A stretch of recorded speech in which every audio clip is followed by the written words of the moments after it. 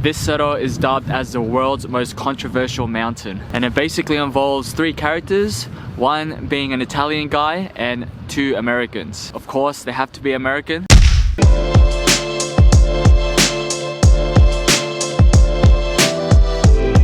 Buenos dias a todos, Sunday 24th of November. My legs are wrecked this morning.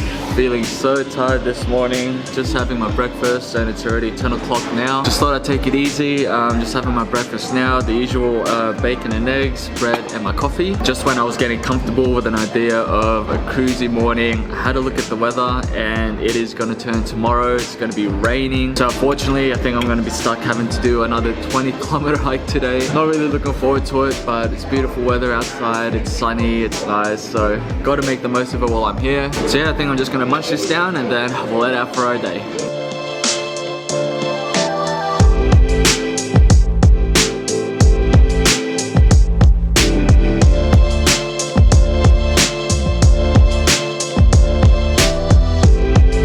Just starting our day now, guys. It's 1 o'clock in the afternoon and we will be going to Cerro Torre. And that's the thing about this place, the sun sets so late, you could start a full 20-kilometer hike at 1 o'clock. So even though the distance is the same, apparently the hike isn't as difficult as Fitzroy. We're just gonna take it easy today, not gonna rush into anywhere.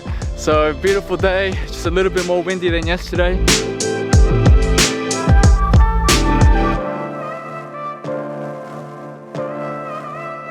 Alright, here we go, Lago Torre. Distancia 9 kilometers, dificultad media. A viewpoint in 0.7 kilometers, a Mirador del Torre 2.5, a crossroad at 5 kilometers, a campground at 8, and then our destination at 9.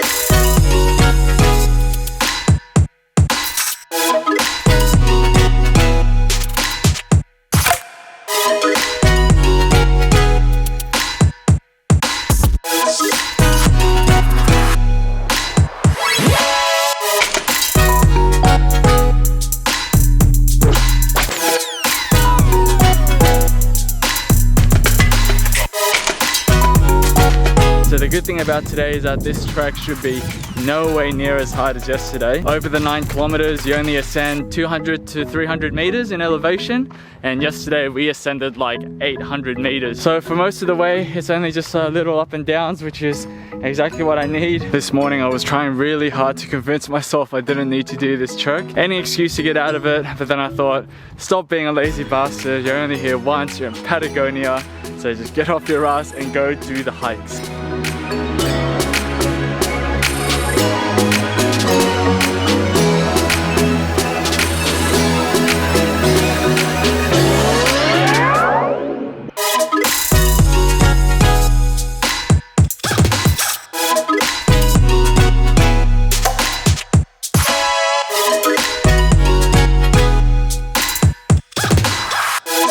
Alright, 2 hours in, 3 o'clock now, and we have just made it past 5Ks, more than halfway, and we have now made it to the Crossroads. So from this trail, from this point, you could actually connect up to Lago de los Tres, go all the way up to Cerro Fitzroy, through that way, hopefully not up that mountain, but through that pass towards the left. There it is over there. So if you're pressed for time, you could actually do this whole thing like a W. Go from town El Charlton, make your way all the way to Fitzroy, come down a little bit, cross over south, and then go to Cerro Torre over here, and then make your way back. That would be one massive day. But ain't nobody got time for that, but I've always got time for dulces. Let's see what we've got. Custard or dulce de leche. I think I'll go for this one. This stuff is so dangerous. Could eat for breakfast, lunch, all day, every day. Now, I might have been exaggerating when I said you could do that W trail in a day. But what most people do is they actually camp out. So when I did that trek to Cerro Fitzroy, there was like 2 campsites. A lot of people were making their way late afternoon, camping there for the evening, make it to the summit for sunrise, and then they go down that connecting trail. It's like 6.5 kilometers long, so it's a decent trek. And then day 2, they go to this viewpoint, make it there by sunset again. There's campsites at the end there as well, so they camp there for the night. And then the start of day 3, they make an easy way back to El Charlton.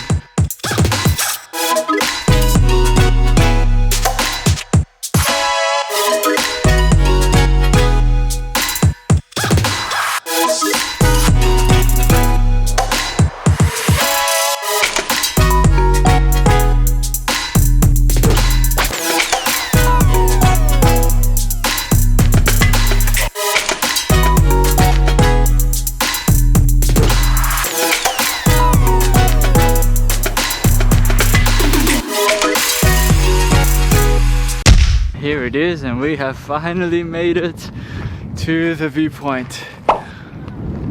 Cerro Torre, right there, in Lago Torre. 9 Ks done, and just a bit after 4 p.m. Made it in good time. And now what do I do? What do you do when you get to the viewpoint, once you get to the destination? Go find myself a rock, like what everyone's doing back there, and have a nap. Have a nap and have my sandwich. You can see in the lake behind me there, ice hasn't completely melted yet. Still sitting there in the lake. But it seems like the clouds from this morning are gone. All clear, blue sky. Nothing to really take a time lapse of, so I think I'll just find my spot somewhere here and then go have some lunch.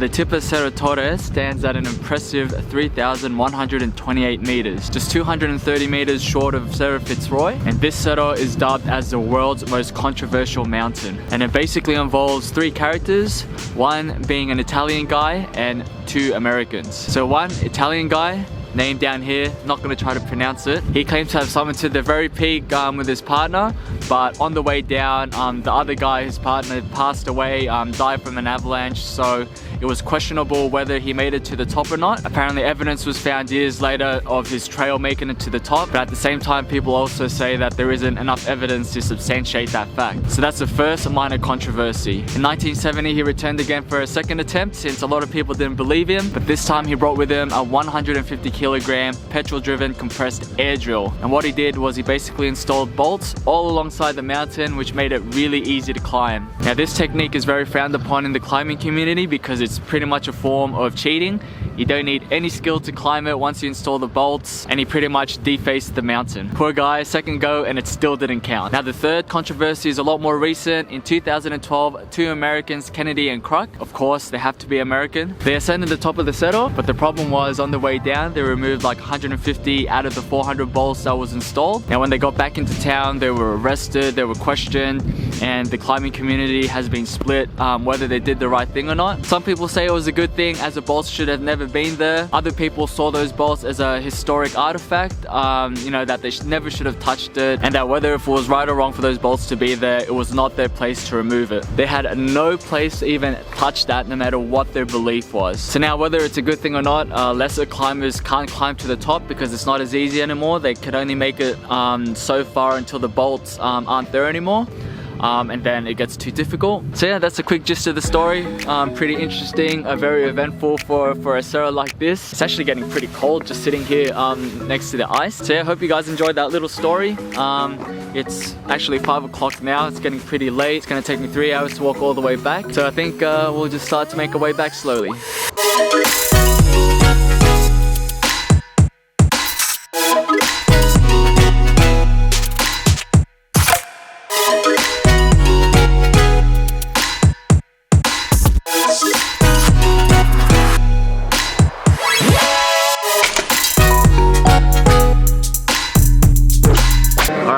Last night here in El Chalten, and I am treating myself to one huge feast.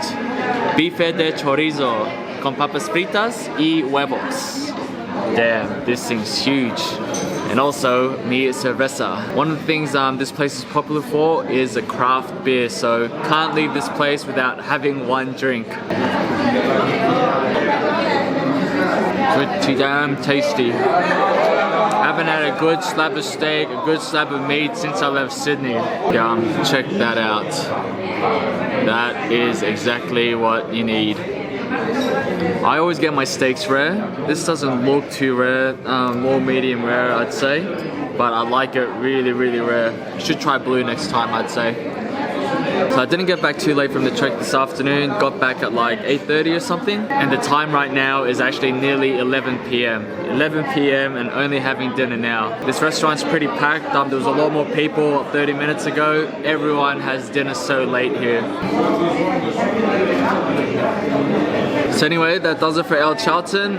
Tomorrow I booked my bus and we're gonna head to El Calafate, just 3 hours down south at 1 p.m. But I guess that does it for El Chalten, guys. Tomorrow, a new town, a new adventure. I'll catch you guys tomorrow.